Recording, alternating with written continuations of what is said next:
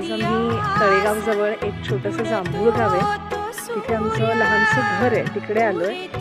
आमच्या सोसायटीमध्ये एक गणपतीचं देऊळ आहे, अतिशय मोकळा निसर्गरम्य परिसर आहे.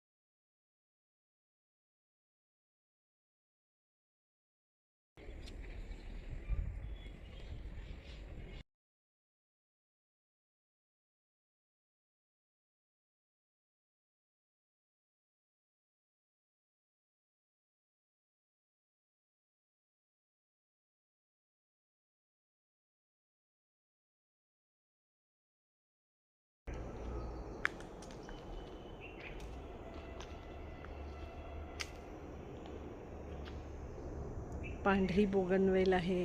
ठाण्याला घरी जायची इच्छाच होत नाही.